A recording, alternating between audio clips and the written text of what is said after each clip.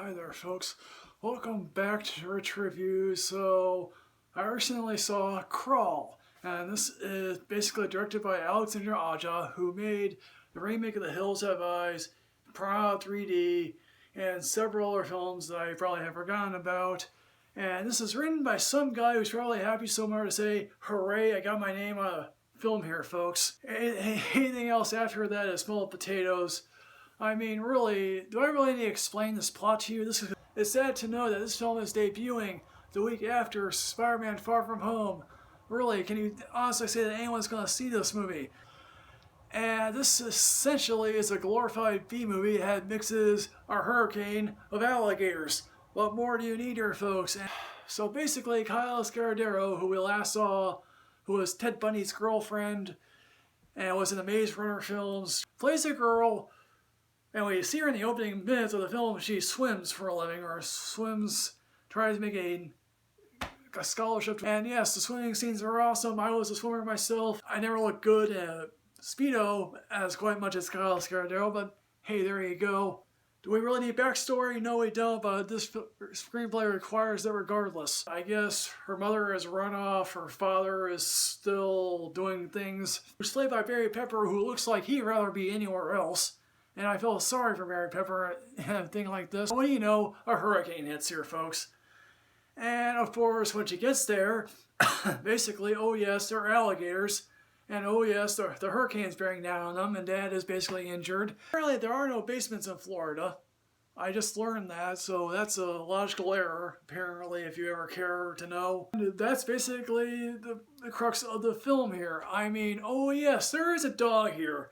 Now here's the thing, I would love to see a film one day that defies this trope of, oh yes, a dog's in this, a cute dog, will it survive? Like, really, do I need to explain it to you?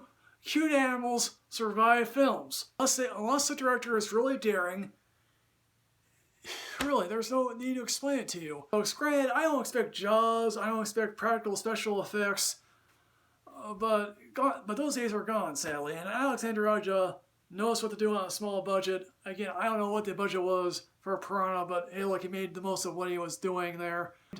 And guess what? These alligators are realistic. I have no faulting that. And maybe somewhere, somehow, there's a practical effect of an alligator. Let me confess, I absolutely clapped when they killed someone, because that's the kind of mood I was in. This is absolutely one of those films that you can turn your brain off and not think twice about it. Barry Pepper's arm at one point gets ripped in half. Do I really care about these people's relationships? No, I don't. Maybe the one line that I got out of this was like, in case you didn't hear her dad basically saying, he says to her, "Oh, you look good." He says, "You look terrible." Again, you literally are crawling with them as they try to escape alligators. This is an hour and 25 minutes, I believe, and it feels long. If you go into this film and think to yourself, "Oh, wow, I just spent an hour and 25 minutes. That went fast." Maybe some of you will think that, but I thought this went by slowly. I mean, literally, it takes a good 40 minutes for the gators to show up. What I'm saying to you isn't any more relevant than what maybe John Stuckman, Chandler, any other YouTuber is going to say that this film is a B film. I don't know how you defeat a gator. Really, I remember back in the good old days, 70s and 80s, there was a bunch of horror films involving animals. I remember Grand Piranha was one. I think there was one involving frogs, one involving bees, one involving cockroaches, I think. Or yeah, that was an X-Files episode. Do you really want to know how this film ends? Because it ends, and it's supposed to be a big, happy moment. But really, what do I need to say to you guys here? How you can manage to survive with some serious injuries here, that's just me. I also like to say this. I think to myself, if Mystery Science Theater 3000 is renewed for a third season on Netflix, I would say do this film. Yes, it's not as bad as most of those other films on there, but do this film, you might get a great laugh out of it. Also playing on a weekend in which a hurricane is striking down on Louisiana, or particularly New Orleans. And what I'm going to say, I'm going to be generous for some inexplicable reason. I'm going to give this a subsequent weekend. You don't need to see this right away here, folks. So, folks, Crawl, have you seen this? What you think?